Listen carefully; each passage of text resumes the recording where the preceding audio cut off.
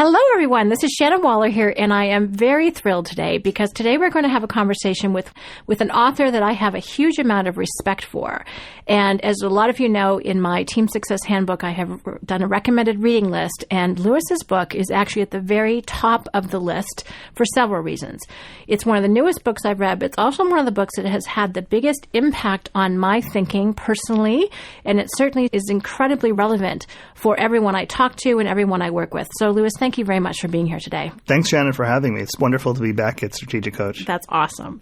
So for those of you that don't know, Lewis Schiff is a New York Times bestselling author. He is associated with Inc. magazine, very successful contributor to that, and he'll tell you about some of his business ventures with Inc. in just a moment. And also, a lot of what he's done is based on research into what makes entrepreneurs successful, which is clearly an incredibly relevant topic for us.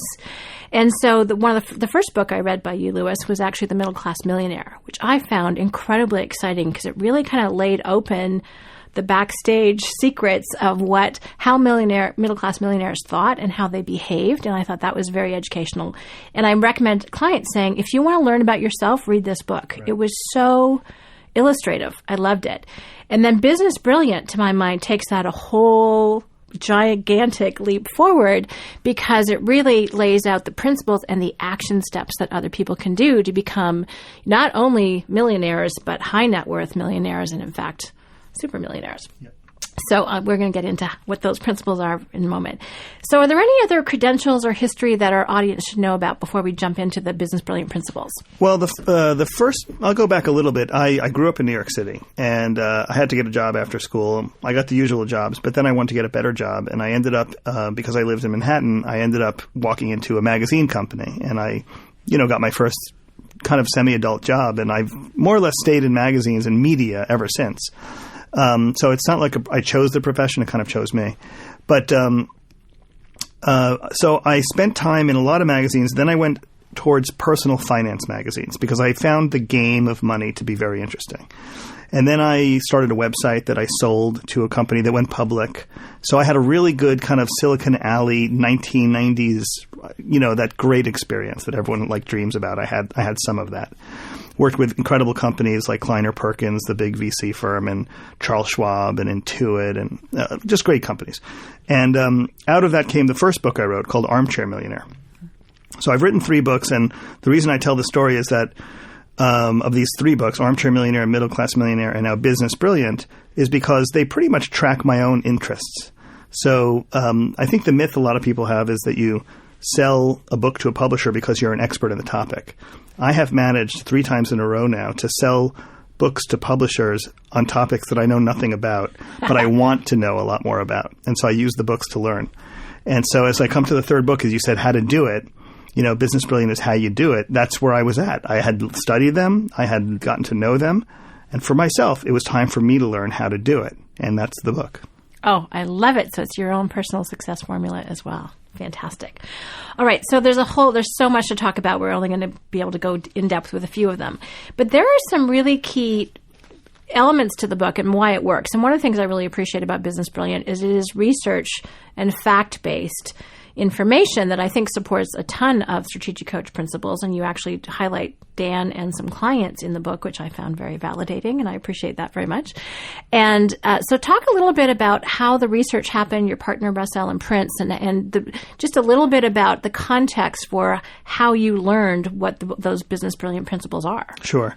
Well, first of all, there's a lot of wonderful – I'm not going to dwell too much on books because books are one way to get information. There's other ways. But there are a lot of great books written by great people who've done great things. And I respect those books. What I haven't done as many of those great things. And not even that. I can't come at it that way in terms of telling my story. I am a fact finder, and I have a lot of questions. And when I have questions, I need answers before I can move forward. So for me, an evidence-based book, one that's based on data, is more valid to a person like me than a book about a very successful person who's telling me how they did it, even though that's very valid for some people.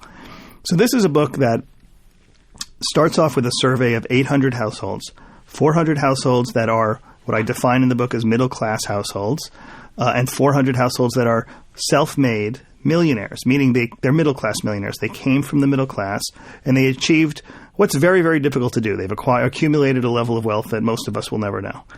And in some ways, it couldn't be simpler. The same question is asked of both. How are you going about creating more wealth? And that's an important question for middle-class people, and it's an important question for self-made millionaires. What's really interesting is their answers. And so there's parts where they answered the question the same way, and then there were parts where they answered the question differently. And we focused on the places where they answered the question differently. Because it comes down to this. If two groups of people want the same thing, they're going about it differently. One has done it and the other one hasn't. It doesn't take a rocket scientist to know that exploring that gap is where the answers lie. So talk about your partnership a little bit with Russ and his background and what he adds to your knowledge base and complements your talents, because I think that's an interesting story too. So Russ is a brilliant, brilliant guy. He's cloistered himself in a compound in Connecticut, won't come out for anybody. But I was fortunate enough to get to know him before he closed the doors on his compound. So I now get to go in. He is a person he's from Canarsie, Brooklyn, and I'm from Manhattan, Queens. So we're sort of kindred spirits. And he is a person who, like me, has a great fascination with how money is made and how money is put together. And he looks at it differently than I do. He cares about how really, really, really wealthy people did it. I care about how middle-class people did better than the middle class. It's sort of a similar question, but it's not the same. So when I proposed to him the idea of working on this book called Middle Class Millionaire, this is a book ago, he said, that crowd of $1 to $10 million, that's like the low end of money. But I convinced him to do it. But where his real strengths lie are people who have gone on to be what they call centimillionaires, hundreds of millions of dollars, and billionaires. And he probably is a social scientist who has probably spent more time talking to billionaires than almost anyone on the planet. Maybe nobody else on the planet has researched that group with one-on-one interviews as much as he has. He has since gone on to become a coach to these people, because that's what you do. You research people, you learn a lot by talking to 100 people, and then the 101st person comes along and you actually have a lot of knowledge to bring them. So that's what he does now. So he is a coach to the very, very wealthy. Just like a coach to a great athlete is trying to get incremental improvements, he's trying to get incremental improvements to the lives of these wealthy folks in terms of their pursuit of money. So maybe they're great at making money, and he makes them just a bit better. And in that crowd, just a bit better could be $1 billion better, $10 billion better. So he and I can sit and have a cheeseburger, and he tells me literally the secrets of the rich. I mean, you can't, for me as a journalist and as a storyteller, you can't ignore that. You can't say, oh, that's interesting, Russ. I'm not going to do anything about it. You have to do something with it. Exactly. And so out of that, you surveyed how many different families or households did you survey? For Business Brilliant, 800 people. Great. Representing 800 households. 400 of them self-made millionaires and 400 of them middle-class people with a net worth of less than $1 million. Got it. Okay, perfect. So let's extract some of those learnings and those lessons, because I think that's what everyone wants to get into. So I have my copy of the book here. So if you hear paper shuffling, that's exactly what it is. So the first one is do what you love, but follow the money, and follow the money. Yeah. So, and one of the principles that you talk about a lot is really, and I want to draw out a little bit more, is what people focus on in terms of the most successful people. What do they, do they try and do everything, or they just specialize? And then the whole follow the money thing, I think, is a very astute point, because you make this point in the book. There's another book that came out long time ago that said, do what you love and money will follow. Right. And you've changed that a little bit. So right. let's dive into that one. So this introduces a few concepts. The first is, do what you love and the money will follow is a universally accepted idea amongst the middle class. And it falls under the category of magical thinking, meaning if you do what you love, this other force in the universe will find you and help you.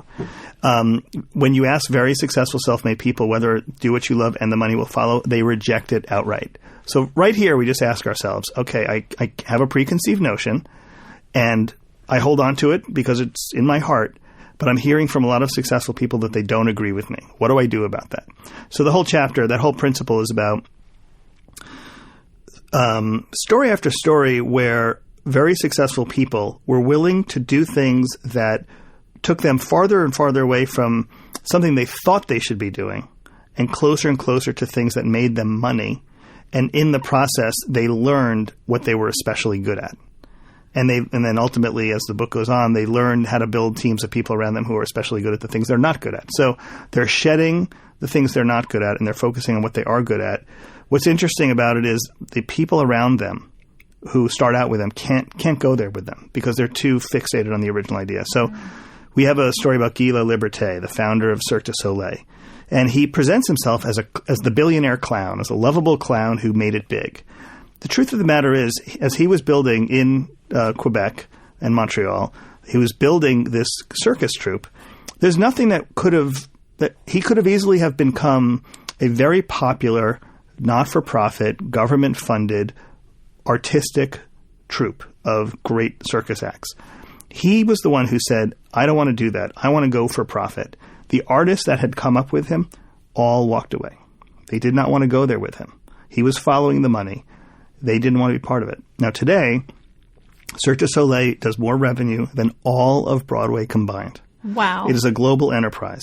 It simply never would have had the impact it has if it had remained as a not-for-profit. It doesn't mean they couldn't have done beautiful work and it had an impact on their community, but they would never have accomplished what they did. The real question is, when those people walked away from it, not one of them said, I'll stay if you give me 1% of this new company. Because if they did, that 1% would be worth in the many, many millions of dollars today. Wow. So why does one guy do what he loves but insist on following the money, and so many other people who are doing what they love not see where the money is leading them?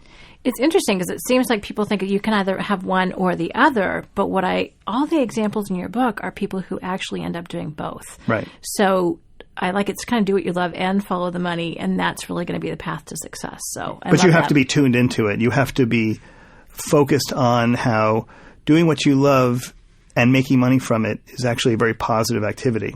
Some people get concerned about that. The person who loves to cook and then opens a restaurant one day and then they decide they hate the restaurant business. Now they don't even want to go in a kitchen. Well, that's a person who isn't capable of doing what they love and the money will follow or following the money because they're confused about that process. It goes much deeper into this thing that I'm very passionate about called self-determination theory, which I won't go into. But the bottom line is if you understand how rewards and doing things that you care about work together, you can have a lot more of a successful experience. I could not agree more. You asked a question in our previous conversation, which I thought was actually an extraordinary question. And it is, do you know what you're exceptionally good at that makes you money? And that's, I think, where you've really pulled those two things together. And I thought that's a pretty profound question because it's not just what are you exceptionally good at, because that's challenging for a lot of people to figure out because either the ego gets in the way and they're like, oh, it's not okay to be that much better than other people, or I'm kind of average. All those mental conversations happen. But then you add the caveat, and that makes you money, which means it's what creates value in the world. Right. What are other people willing to pay you for? Right. And that actually goes back to your previous point about you got other people to pay you to write books so you can learn what you want to know about, which is very astute, actually. That is one of my, but that is one of my skills. Yes. Is almost every, I don't know why this is important, except it has become important to me. Most people pay tuition to learn things, and I get people to pay me to learn things. Well, and that's something that Dan's always talked about is, do your unique ability and have other people pay for the development of your unique ability so you get better by doing it. The other thing I find that, just to go back to your self-determination theory, I think, is that when people are paying you, it makes you up your game. You have to figure out, it fine-tune, at least as my experience with my own coaching, is that I have to be intimately paying attention to exactly what's working for people, what's not. I have to be super aware. I have to be so conscious because if it doesn't, I'm not going to be creating value and they're not going to pay me. So part of it is it's not just about me, it's about what's making an impact on other people. So that connecting it with the world, I think, is an incredibly important dynamic that, as you say, has not really been talked about. It's that magical thinking that gets in the way. I couldn't agree with you more, except to say that it's easy to say it like you just did when you understand it. But a lot of people don't understand it, and so it actually creates a great amount of internal conflict. Right. So they want to do what they love, and the idea of making money at it is just a conflicting kind of a thought. So, I actually don't have a lot of prescriptions in the book around this, other than to say you've got to learn how to figure out how to bring these two things together. Yeah. And if you keep doing what you love and it doesn't, but you can't figure out how to monetize it, well, then that's a hobby. It could be fine.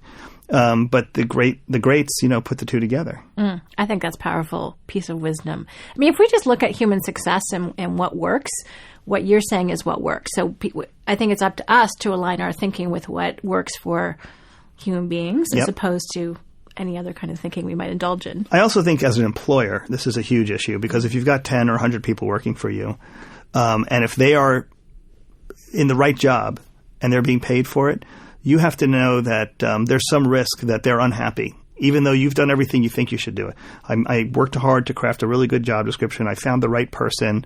I've trained them. I've supported them. Why are they still unhappy? And it might have to do with the fact that they are not comfortable with the idea that they're being rewarded for what they're good at. And that's a whole other level of work you can either sign up for as an employer or not. But if you don't know why it's not gelling, it could be the self-determination theory kind of thinking. It's interesting because, a huge part of what I do and I focus on and what my Team Success Handbook is about is how to have an entrepreneurial attitude, which is really, I think, lining up what you love to do with what creates value. And also creating a unique ability team. So it's actually about attracting people who don't have an issue with that formula and who really want to get, rewarded and enjoy doing what they love to do that creates value. And they have no problem with that equation whatsoever. So I think a lot of it is creating an environment where you attract those people. Right. People can do their own personal development kind of on the side. But I think it's about creating an environment where it's totally cool, kosher, appropriate, rewarded, exciting, happy, positive place to be where people can create enormous value and benefit from it. I think that's absolutely right. Yeah, that's been my mission. Okay, I love that. Thank you.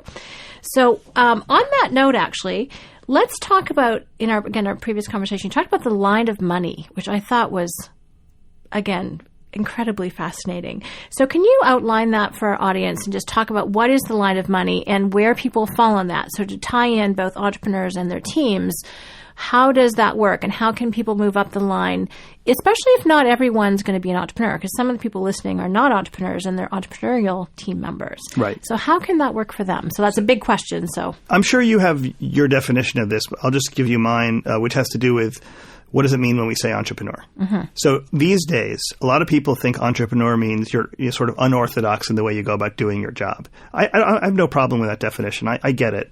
So I think you've got people who work at a company and they think of themselves or call themselves entrepreneurial because they are just clever and crafty and they work the organizational chart to their best interests and they focus on what's important. And I think companies need more of these people and should encourage it versus this person who we call the entrepreneur who owns the business. I think a ton of people do not want to be that entrepreneur because that is a level of commitment that they're just not interested in. And risk. And risk. So we respect that, and there's many ways to live your life. And the ones that you're talking about are the ones who are entrepreneurial and who are willing to sort of behave like entrepreneurs, but they don't want to actually be the entrepreneur. There are a lot of ways they can participate in the success of their company beyond just being an hourly worker or a salaried worker, which I think is a reasonable next step for that entrepreneurial person. So that entrepreneurial person needs to figure a few things out about themselves. One is, do they want to be a genuine entrepreneur in their own company, or do they want to be a gifted entrepreneurial team member? And they're both valuable, and you can, if it comes to money, you can make a lot of money doing either. The line of money that I write about is this idea that the lowest rung on the line of money is when you just make a salary, because whether you do a good job or you don't do a good job, you're paid the same amount of money. So even if you're delivering value to the company, you don't see it back in your salary. And that's where a lot of people are, and they say, well, it's either that or I start my own company. And there seems to be this binary, but it's not true. There's a second level, which I call project pricing, which is when you take in a piece of money, let's say $100 to get a job done, and then you outsource it to other people around you who will do it for less than you would do it, and you keep the difference. So pay 3 people $75 to get the job done. You get to keep $25. That $25 is money you made without doing the thing itself. Okay, so huge difference between being the player who does it to being the person who coordinates 3 people who do it, and you keep the difference. That's profit. Profit. Now, there's risk in that. So you have entered into the world of risk, but it's not quite the same risk as being a full-on entrepreneur. The third way is percentage pricing, where you could do this with your employer. You could say, and you could do that last one with your employer. You could say to your employer, this project is going to cost $50,000. If I can get it done for $40,000, I'd like a $1,000 bonus. You can do things like that. The percentage pricing one is where you get paid a percentage of the success. So if the thing that you're doing generates $50,000 in revenue, you could make a case for why you should be entitled to 2% of it. You can get a percentage of the price. You can also, in that same conversation, make the case that if it doesn't do what we all think it's going to do, you'll get paid less. So you're essentially taking on a little bit of the risk that the employer has. So those are two things really you can do that are better than just being a player, a paid-by-the-hour player. The last one is the one that we all talk about, which is being the proprietor, being the owner. And, I understand that that's not right for some people. And so that's fine. Just in your workplace, try to re-engineer your relationship with your employer where you move one rung up the line of money from being an hourly to being a project-oriented compensation program. Project-oriented compensation move up to percentage-based compensation program. I think if you work for an employer who doesn't want – there's a whole other part to this, by the way, is your job description and having a chance to rewrite your job description with your employer. But if you have an employer who doesn't want to talk to you about this, you can still be an employee but just work for somebody else who's open to that. Mm-hmm. I think that's a decision that many of us should be making. Right. Okay? Big, safe company that doesn't want to hear about your own personal development in that way versus the smaller company where I guess there is maybe arguably some more risk because they're not as big, but they will tolerate and even welcome much more creative compensation programs that allow you to be entrepreneurial. Well, that's actually my next question. So for a business owner, so a strategic coach client, for example, if they're looking at how do they build their team? I mean, because I work with team entrepreneurs all the time and say, how do I get my team to be more entrepreneurial? Which is partly why I wrote the book. It's based on having an entrepreneurial attitude. So how can they? Sounds like they can structure compensation systems. They can actually create project pricing and percentage based payment for things to help encourage that kind of thinking with their team members. Well, so this is so funny that we're talking about this. Well, it's doable, and I just presented something the other day in front of a bunch of employers where I suggested that if they did that, if they empowered their employees, everyone who goes around, I want to empower my employees, and they're all going to be leaders. They'll think like owners. But the truth is, I kind of painted a scenario. What if you actually were successful? What if all 100 people who work for you didn't care about your organizational chart? They were willing to steal other ideas from other departments because it helped them get the job done. If they want to talk to your client about how to do something better, they would just call the client and ask. They wouldn't wait for you to introduce them. I mean, it would be chaos. And reasonably so, they would all come to you and say, hey, I'm doing these 6 different things that no one ever told me to do, but I'm just doing them anyway, which is how entrepreneurs act. And if they're successful, you better pay me for it. It would be a form of chaos. I do think that, and a lot of companies do this, I think you have to identify people in your company that you are prepared to empower. Mm-hmm. And when you empower them, meaning when you think these 5 people or these 10 people would really serve my company well if they thought and behaved entrepreneurially, then be prepared. I'm not saying don't do it. I'm saying be prepared. Be prepared for them to ask for a piece of the action in a lot of different ways. One's equity, but those are the other, like project pricing and percentage. B, expect them to ignore the org chart. They're not going to play by the same rules just like you don't play by those rules. C, expect them to steal ideas from other departments if they're good ideas or outside the company and want to bring them in. They want to change things and procedures. We call it borrowing. Liberating. And these are all ways that entrepreneurs act. So just don't be surprised when you empower people to be entrepreneurial that they actually act like entrepreneurs. Well, and some of the very best entrepreneurs that I know of, which actually includes Dan and Babs, are very open and welcoming to new ideas. It's not seen as stealing. It's seen as sharing and collaborating. And it actually makes your description of the company, of that organization, the chaos, actually sounds like Strategic Coach in 1991 when I joined. It was very much like, okay, let's just try stuff. And it worked, thank goodness. So what you said, I know, can be actually true and works as long as there is that mindset. And I think what's interesting, if I think about the growth of Strategic Coach and Dan and Babs, is that they were so clear from the outset, about what they were exceptionally good at that created value. And that was very small, very few number of activities. Right. And then they kept, Babs particularly, kept looking at, okay, what else? Who else do we need? Who's got a great talent? Who's got the right mindset? Who's got the right attitude? And brought them on board to keep liberating Dan from things he could not, should not, or was not doing, that needed to get done. So I think, what you've just described is The evolution of strategic coach, which is kind of fun. And hopefully more companies like it, because these are models that, there's a company, interesting to talk about strategic coach because you get to a size where, you may not even have some of those qualities you used to have. Even a company of strategic coach is not as nimble as it was 10 years ago. And so companies get big. They do get a little more structured. They have to. And in the course of being structured, they do give up some entrepreneurial qualities. But as we all know, we've all read the books about creative destruction and Schumpeter and all this stuff. You have to continue a part of the company that's reinventing for the future. It has to go on. Otherwise, we already know the ending of this story. Yeah, Dr. Barry Johnson would call it a polarity to manage as opposed to a problem to solve. So yes, there's a great book called Polarity Management, which would help solve that problem, deal with the issue. So one of the things I wanted to talk about is the chapter, and this actually, you started in one chapter, but it really follows through the theme of the book, and that is negotiation. I was powerfully impacted by what your research showed in terms of how people go into negotiations, how people responded, the university study so can you just outline that a little bit for somebody who hasn't read the book yet, and then we can talk about the impact, because that was incredibly powerful. Well, there's a few parts to this whole idea of negotiation, which includes just asking, right? I'll wrap the two together. So asking and negotiating are things that, let's face it, successful self-made millionaires are just better at. And it's probably innate because the same books are available in the same bookstores for all the groups. They all say the same thing. So it's just one group is better at adopting the techniques than the others. But starting with asking, if I can start there, self-made millionaires like to ask. They like to ask for stuff. And the second part, and super important second part, is they are okay when they only get a piece of what they asked for. Most people are uncomfortable asking, but if they ask, if they don't get everything they asked for, they feel like they failed. Just sit with that for a moment, because that's a big difference. Ask for a 5% raise, you get a 3% raise. Middle-class millionaires say that's good. Ask for a 5% raise, get a 3% raise. Middle-class people feel like they failed. Just have to shift your thinking about that, because when you ask for the 5% raise and you get the 3% raise, you didn't fail. You succeeded. You got more than you had before.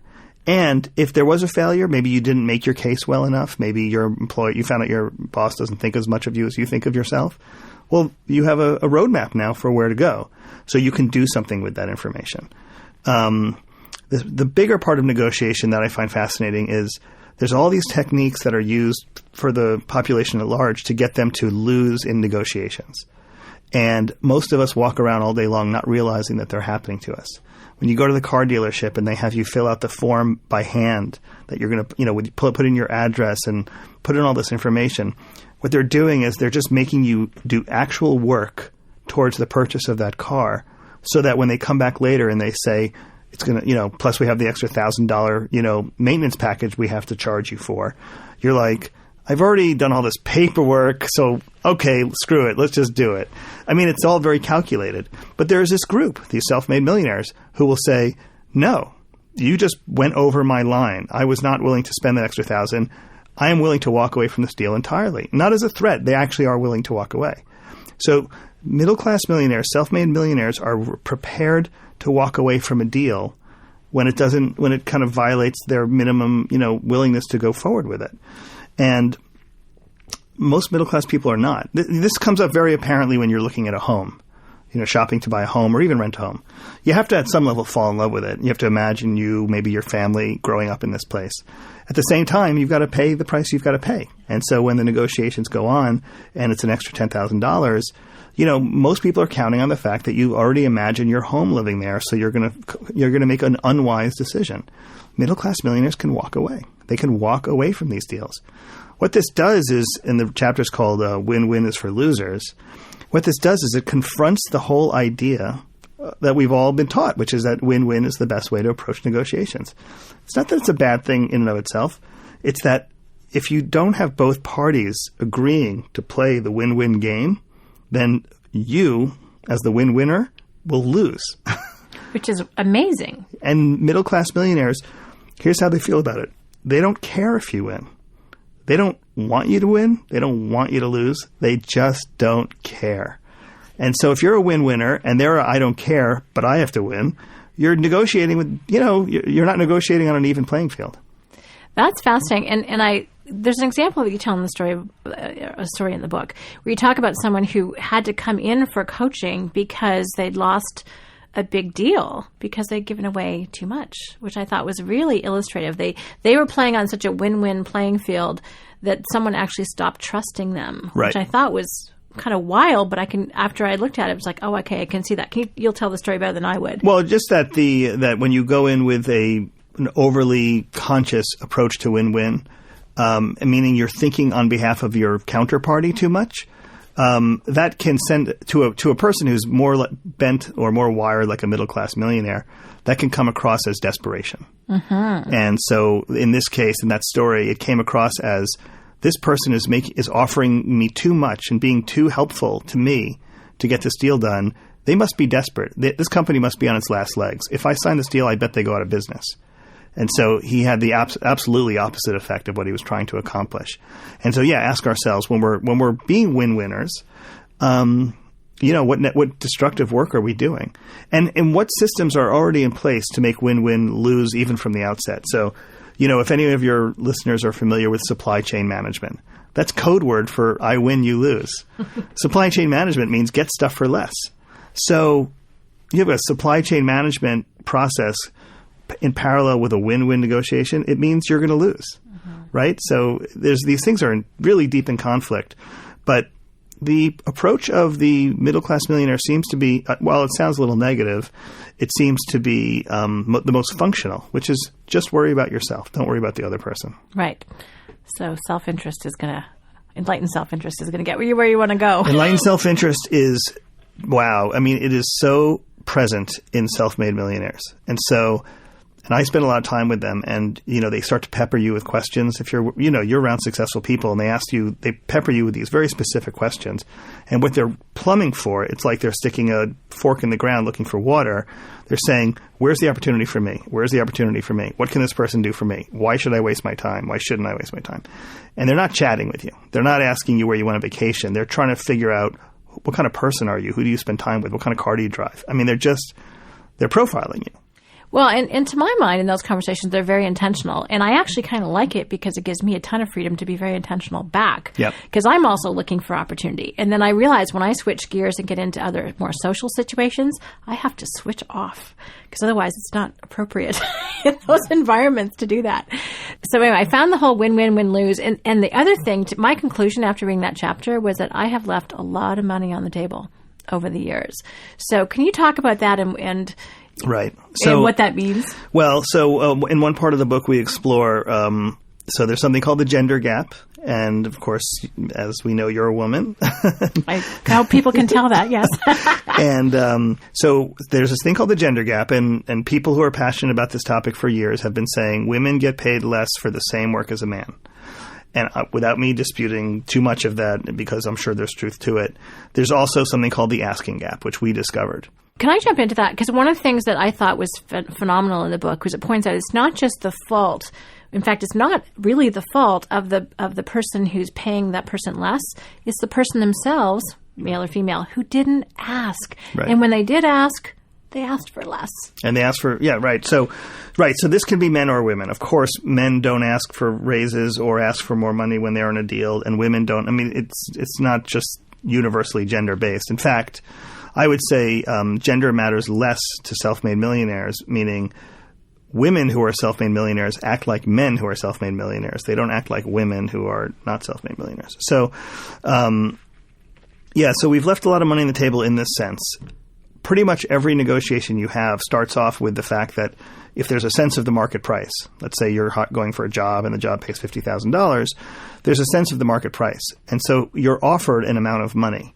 And the fact that they've offered to you first is your big advantage because they've polled HR people all over the country over and over again. They never offer you the top dollar figure because it doesn't make sense because they need to leave themselves a little bit of room to close the deal. So forget generosity. It just wouldn't make sense. They offer you 50. We can talk about what they really have. But, let's say it's 55 and there's research about where they're willing to go to.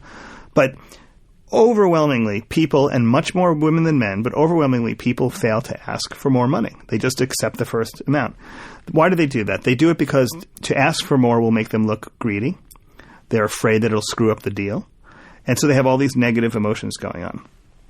To ask for more, if you're offered 50 to say, I'd like 55, and they say, well, no, 52, you feel like you lost. So that's lose-lose, right? You're experiencing it as a lose-lose. The reality is, and self-made millionaires seem to exhibit this more, you have to ask for 55 in order to get to 53, or ask for 60 and you'll get to 55.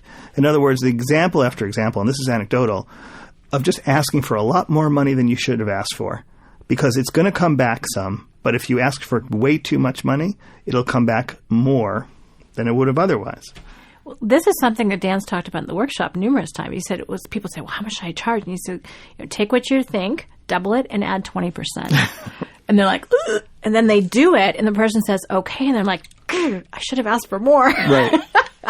So there's a huge amount of truth to that. And what I like is that my experience with our clients, a lot of them are scared and they do it anyway. Right. So they don't let the fear hold them back, Right. which I think is what most of the middle class thinking does let it stop them. And that goes to another chapter in the book. But the failure. So let's say you do ask for more, and let's say you just don't get anything. Let's say the worst case scenario happens. It screws up the deal. You killed it. That is a failure to be learned from, whereas most people would regard that as a failure of their own doing and would feel horrible shame about it and wouldn't know how to make it into something constructive. Well, that's actually the next topic I want to get into, which is the whole failure. And your chapter title, number 8, is Nothing Succeeds Like Failure, which I love every second of. Because the tool for that in Coach, for those of you that are in Coach, is the Experience Transformer. It takes a situation that could have worked well, but could have worked better, or was a train wreck and you need to learn from it quickly, and gets you out of the taking it personally phase and into how can I be creative instead of reactive about the solution. So, but middle-class millionaires and above have a very, very different attitude towards failure. And you've alluded to that a little bit already. So let's talk about that some more. What's the difference in the attitude? So, we live in an interesting time where the idea of starting up something is kind of a universally accepted idea, right? I mean, I don't know if people 50 years ago said, let's get together at a coffee shop and I have this idea for something and we can draw it on a napkin and maybe we can do it. And start Southwest Airlines. There's a lot of great stories. So starting up is something we're all pretty good at now. Starting up ideas, starting things up. And actually, the laws and technology have also enabled this enormously. What most of us are not good at is persevering through the inevitable friction that'll come from after our startup. So you start with your own ideas. You're negotiating, convincing yourself it's the best thing. You put it in the marketplace, and the marketplace finally tells you, it's too expensive, it doesn't solve my problem, it takes too long, whatever it is. And now you have to respond. That point is when perseverance starts to matter. Because if you perceive the response from the marketplace as a rejection, that, it's too expensive, I guess it doesn't work. Takes too long, I can't get it done any faster. Whatever your response is, if you walk away, then you've done what most people do, which is you've perfected how to start. And that's all you've done. And there's a few people who are, I don't want to say perfected, but who have that internal fortitude to keep going and try to solve those problems. It turns out those are the people who end up with the money. Well, it sounds like the attitude is always one of experimentation versus, I've already thought this through and it has to work only this way. And, another thing we say is progress, not perfection. So they're always working on the next possible step, not expecting it to be perfect, not expecting it to work 100% is the middle-class millionaire way of thinking. Right. And you mentioned earlier how, even your clients are afraid to ask sometimes, even though they're seasoned entrepreneurs or they're seasoned entrepreneurial team members. That's absolutely true. I think a mistake gets made. People look at, I wrote about David Neeleman from JetBlue Airlines, who's sort of well-known, but he's in some ways as well-known for his failures as he is for his successes. I think people know people like David Neeleman, smaller versions of it, and they say, well, that guy is just wired differently than me. He just can do things I can't do. I could never handle or absorb that kind of pressure. And I would say that, all the different levels of failure that can exist, I don't think, and I've spent a lot of time with people who are successful who have failed. I have seen what happens to them. All the worst things happen to them. I mean, they disappear, they drink, they have to they get fat. I mean, all sorts of things happen. And what the only difference is that after a while, they pick themselves up and they start again because they simply cannot abide by the idea that they didn't figure it out.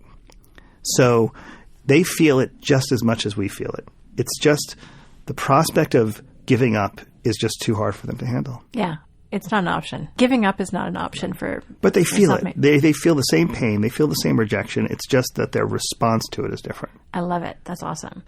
Now, you have a formula that you have taken that distills down all of this into something that's very memorable. So can you talk about LEAP and how that works? So the formula is, it's the last chapter of the book, and it's an important one because I've received a lot of great emails and things about, this is such a great social media world. Everyone can tell you what they think now. And so you hear a lot. And when you write a book, you write a linear thing. It's got page 1 through page 200, and you hope that people read it that way, but that's not necessarily how they read it.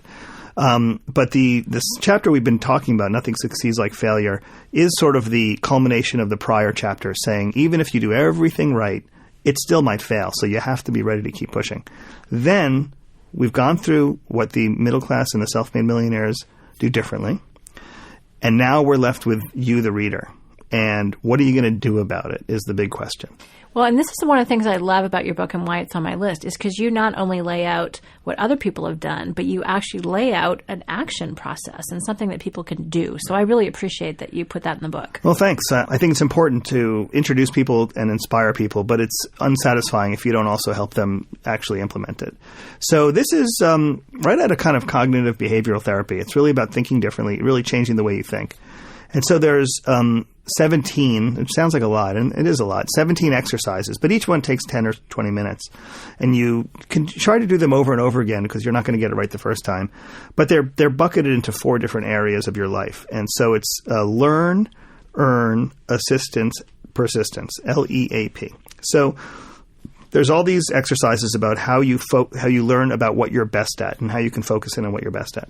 Then there's all these exercises on making sure that you're earning money at what you're best at and moving up that line of money we spoke of earlier. Then there's all these exercises on how do you build a network of people around you to assist you in the things that you're not so good at or drive new work to you. And then finally, and inevitably, there's persistence where even if you have learned, earned, and built a network around you of people to assist you, you still have to persist. So learn, earn, assistance, persistence is kind of a simple mnemonic that, could become one of those things where you think about it every single day and you try to move one step closer down the line. Well, and what I love about it, and we spoke about this earlier too, is this is what I want to teach my girls. This is what I want to teach my kids in terms of here's the success formula for life. You don't have to be superb at everything. Forget being well-rounded. Be absolutely exceptional at a few things that create value for others that they're willing to pay for. Get assistance with all those other things, which my 10-year-old is already really good at. She's been delegating since she was 3, mostly to us, but there you go. And then do not let failure stop you. Persist. I mean, I think I've read a great book on kids, which is how children succeed. And a lot of it is grit.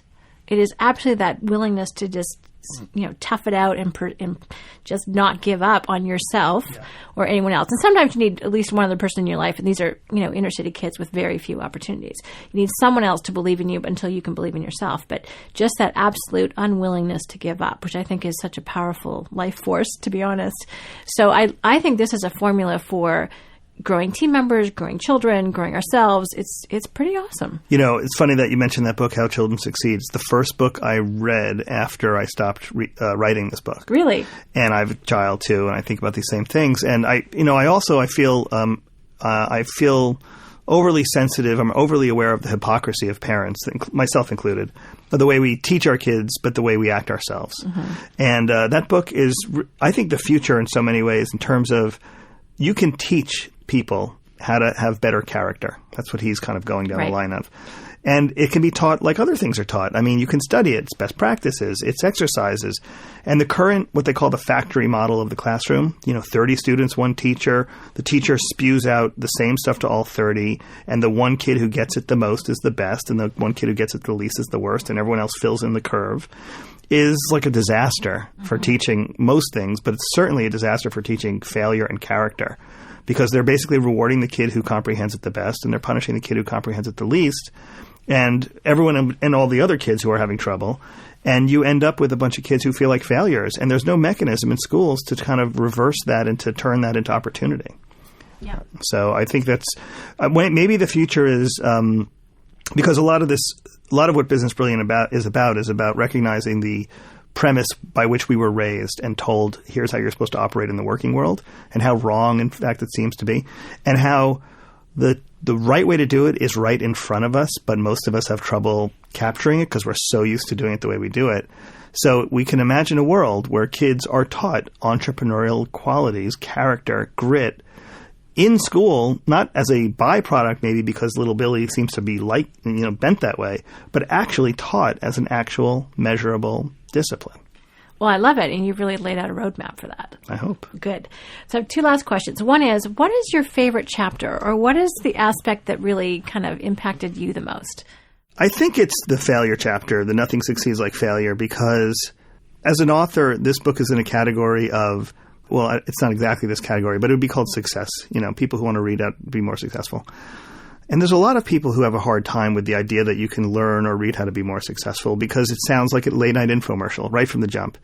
And, in a sense, this book competes with – and I write about Susie Orman in the book. But there's that whole ilk of people who I admire, but they're all kind of in that category of, I can teach you to be successful, overnight. And that's not what this is about. This is about rewiring the way you think about money and success. This is about taking yourself out of your comfort zone. And I thought – it was honest of us to say, and it was really based on the research I got from Russ, but it was honest of us to explore, even if you do everything in this book well, it doesn't mean it's going to work, because that's the truth. And then to say, the way you respond to that moment pretty much is the most important thing in the whole book.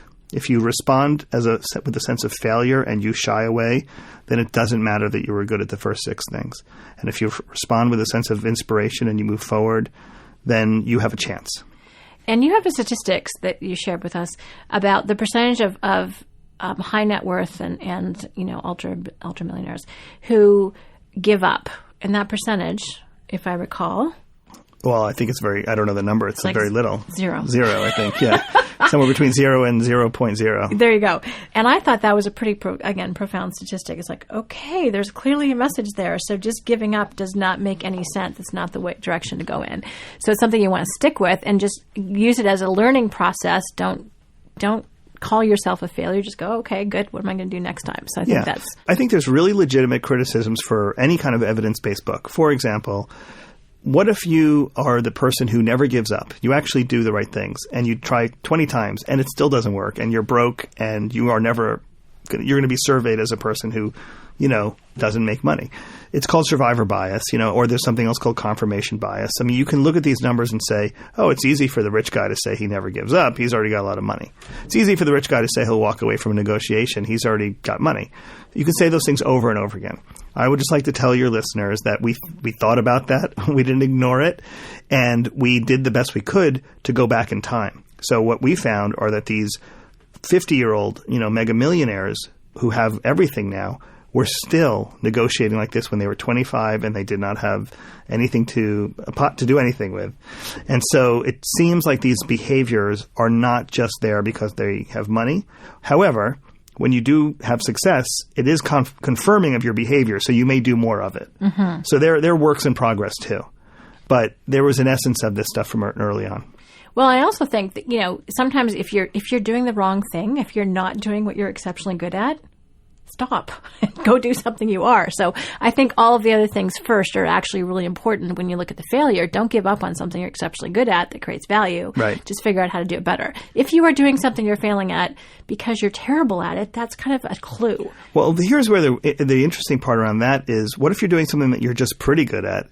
So we're all good at something, right? And I think some of us might get off the rails a little bit because we focus on something we're pretty good at. Well, that's what we would call excellent as opposed to unique. Yes. Right, exactly. Yeah. That's exactly right. And so, it's something called the success paradox. Like you keep behaving in the way that has led to the success, but are you really refining it and improving its impact? So the lifestyle is to say, I think I'm good at these 5 or 6 things, but I really want to figure out which one I am uniquely good at. Mm-hmm. And that's going to take a lot of failure to figure that out. And it's also a very small number of activity. That's very few. One or two.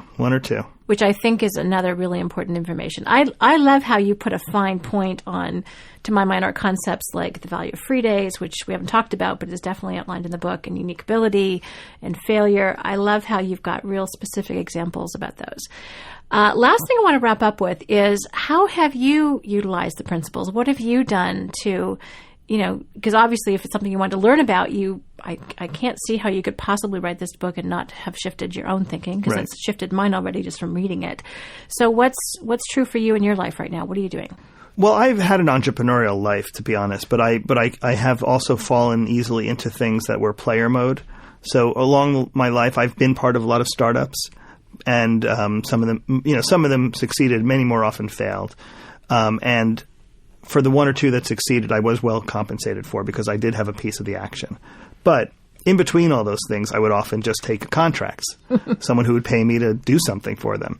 And so that's certainly a life I have had. And then the last thing I was doing before I'm doing what I'm doing now, which I'll talk about, was I was basically a highly paid player, meaning I was a speaker, a popular speaker, and you get asked to go places, and nice places, and they pay you to go. So it just doesn't take a lot of thinking in your business plan to say yes or no to that. You do it. But you know what? When you're done, when you come back home, you've got nothing going on, because you've just been running around the country. You've been selling your body to show up in places, and you don't do anything strategic. So I found after my last successful book, but as the economy turned, I found that I didn't have a business at all. I just had a set of activities that were making me money. In 2009, just as I started writing this book, I made a deal with Inc. magazine to start a community for them, and it was a community that would take what I call middle class millionaires, and they call successful entrepreneurs of growing companies, and create an environment with them, a physical community. That we come together once a month, we have a speaker, we network, we help each other, not unlike coach type work.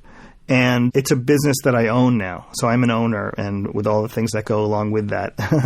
And I have great partners in Inc. magazine, and it's actually, I'm kind of like a small partner. I have a small company on a much bigger brand. So it's kind of the best of both worlds. I've covered my backside of it because I have this pre-established brand I'm working with. But still, making payroll like everyone else, making sure the books are straight like everyone else. My business today is not a go public kind of business. It's a grinded out business. You ask what I've learned. I think I've learned that this is a really interesting business I'm in right now, and I'm a genuine entrepreneur now. And I also am very, very aware of its flaws, as every business model has. Mm-hmm. And so now I ask myself, do I give up, or do I persevere and kind of wring out the problems and turn them into something like solutions or opportunities? And, so far that's the way I'm going. I'm going to keep working on the model. But I definitely have learned about business, and not just business like as an MBA business, but business in terms of how it really operates. And I think a lot of people know this stuff innately that are in business, but I think even they can know it a lot more and think about it in a more articulated way, as opposed to just feeling it in their stomach. So for me, gosh, I'm just a really well-educated person at this point. I have a business. I'm learning how to run the business. I'm researching books on how to do these things, and my customers are successful business people. So I'm just surrounded by the right answers. So you put yourself in an environment where you're going to learn from people what you don't know. So you're still doing what you did with the book, which Absolutely. Is great, and really applying it. So how important is it for people to have a community around you to make those shifts? Because I know for me, that's one of the things I so much appreciate about coming into my coach workshops is who I get to talk to and what happens to my thinking. So what happened, I think that's a big part of what you created too with Business Owners Council. So here's how we can all relate to this. Sometimes you go to the gym and you find your 30 minutes to work out, and you might say, well, that was fun. I feel good right now. But these guys who are the personal trainers, they live this life, and they probably are totally devoted to it because it's their work, it's their life, it's their hobby, and they look great. And I wonder what my life would be like if I was just totally embedded in this world. I probably could get in great shape and live well and eat healthy if it was my profession and my personal passion. We don't have that in our lives very much around our own, whatever our businesses are, but the notion of being an entrepreneur. You spend a lot of time making the widget, putting out the fires, solving the problems, and you don't spend a lot of time just being like a fully, exposed entrepreneur with other entrepreneurs talking about entrepreneur stuff. Mm-hmm. And so I have it in spades. I mean, I have so much of it. It's coming out of my ears. And I love it. I love every minute of it. I'm around entrepreneurs. I write about entrepreneurs. I talk to entrepreneurs. I research them everywhere. But still in all, if you take my life, if I'm the personal trainer example in entrepreneurship, I would say most people have like nothing, like 1%. They have what most people have at the gym. They maybe stop in for 30 minutes once a week. And you never get anywhere. And it's kind of disappointing. So definitely have to have a lot more than you have in your life in terms of developing yourself, developing your skills, working with other people who are headed down a similar path as you, checking in with them. And probably most people are never going to have as much as I have. But, you know, I don't know what the right amount is, but a ton more, a ton more than you probably currently have. And that community and that conversation will help you really put into practice the LEAP principles. I would say you cannot. If you spend time with successful people, you can't not do it. Imagine hanging out at the gym as a personal trainer and letting yourself get fat and eating Twinkies. And, you know, like everyone around you would look at you like you're crazy. You couldn't do it even. Right. So that's really the reinforcement, the positive peer pressure to help you do it right. That's awesome. So, Lewis, just thank you so much for your time. This has been a very great in-depth conversation. I really appreciate kind of uncovering what's even more in the book. And if you have not grabbed the book, do so. It is an incredible entrepreneurial education. Lewis has tapped into amazing experiences and summarized them in an extremely readable way. I love all the stories in your book. Great. And it's got research behind it. So those of you that are fact finders or need to justify what you're doing to fact finders, it will give you a ton of ammunition.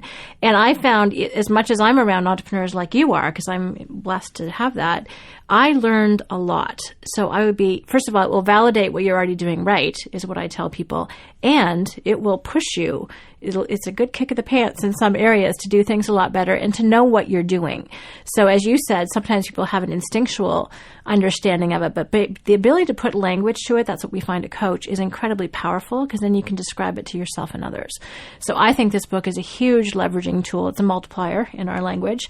So I can't thank you enough for writing it and then also sharing yourself in person about this too. Thanks, Shannon. I think the Strategic Coach community, what you guys do here is, you know, it's highly impactful to a lot of people. And in fact, what we say about social networks is true. You're not just impacting the people you touch directly.